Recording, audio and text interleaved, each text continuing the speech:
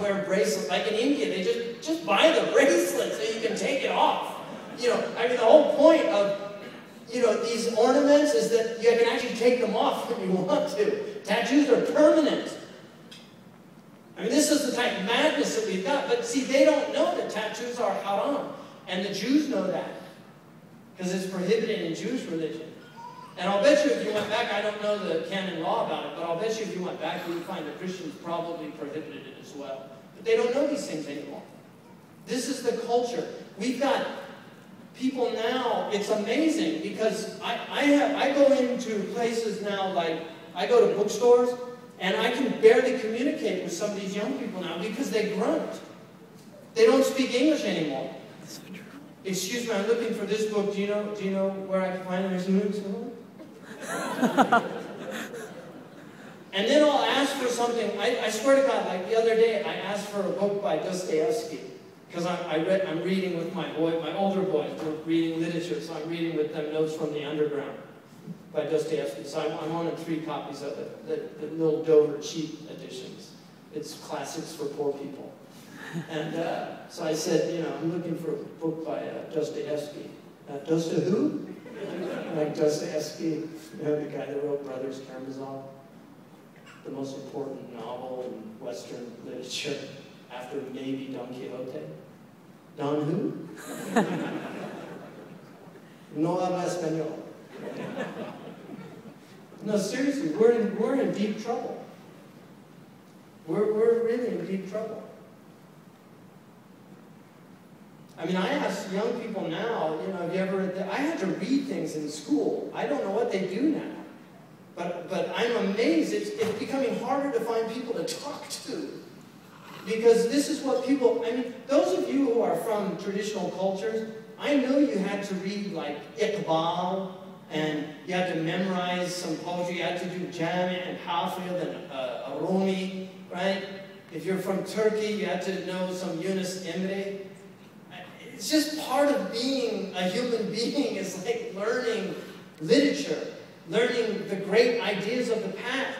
People now, it's amazing, but they all know what the latest Google app is, or they know how they've got to some score level, like master score on Grand Theft Auto, where you go around stealing cars and running over old ladies with baskets and getting points for killing old ladies. That's in Grand Theft Auto, right? This is what your young kids are doing. Seriously. I'm not into games. And we've got mirror neurons. Our brains can't even distinguish between this stuff. And then they wonder why some kid goes into a school and shoots everybody. The FBI, when they went down to that thing that happened, I think it was in Virginia, and this kid got 7 shots off, and he hit 7 kids in their head. What the FBI want to know about is where you train. Because it's very hard to hit moving objects accurately. If anybody, I mean, I grew up with guns. It's not easy to hit a moving object. Well, where he got it was from a video game where you got higher points by getting the headshots. And this is a kid who, and then when he was finished, he just dropped the gun, like, what did I just do? He thought it was a video game, only it was school. We had kids in Japan that watched so much Pokemon that they went into epileptic seizures. We've got ADD, right? Attention deficit disorder, and they're saying, well, I wonder where it's coming from. You know, hello? They're playing these games all day long that go at about 95 miles per hour at the beginner's rate. You're up to like the speed of sound when you become a master. And this is what their little brains are doing. We know all this stuff, neuroplasticity. Their brains are being rewired. This is what we're up against, people. And you want to know why we think Muslim schools are important? Because if they're not in Muslim schools, you're going to educate them somewhere. It's hard to do it at home. And if you send them to these public schools, good luck. That's all I have to say. Because if you ask my opinion, if you want to give me a fatwa, if you want a fatwa from me, I really consider it prohibited by the Islamic law to send a child to a public school in this country. That is my personal opinion. I really believe that it is prohibited. I would rather my child be illiterate, and I wallahi, as Allah is my witness, I swear to God, as Allah is my witness, I would rather that my son was an illiterate, honorable street sweeper than that he was a kafir who loses his way in this world and denies his Lord or falls into the worst forms of sin, that he becomes so defiled by this world that even his own parents don't recognize him. And if you don't think this is happening in our community, I don't know where you're living. This is happening in the traditional lands of Islam. We're losing our children. I've had Muslims come to me with their children. A person I know in California. Help me with my child. He doesn't believe in Islam anymore. What do you want me to do? I can't do anything.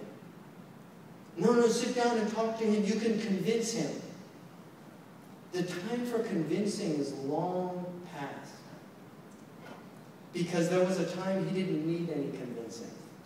She didn't need any convincing. Because they were fitra creatures. We know the spiritual lives of children. There's a recent study that's been done. It was a massive study. Human beings are religious by nature. You know, donate this money to something useful.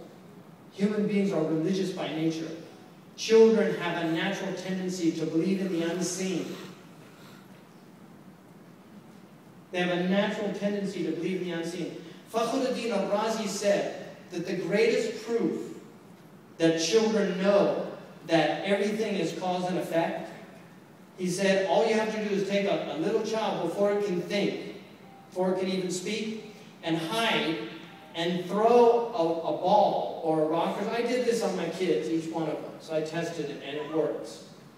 He said, throw a ball so that it just kind of appears out of nowhere to the child, because they're just sitting there, you know, sucking their thumb or playing, and then just drop a ball and hide. You know what they all do? The same thing. And then they crawl and start looking for the source. Where did it come from? Because that is the fitrah of human beings. And the great question is, where did this all come from? Where did we all come from? Where did we get these eyes to see? Oh, well, it developed gradually through a process of natural selection.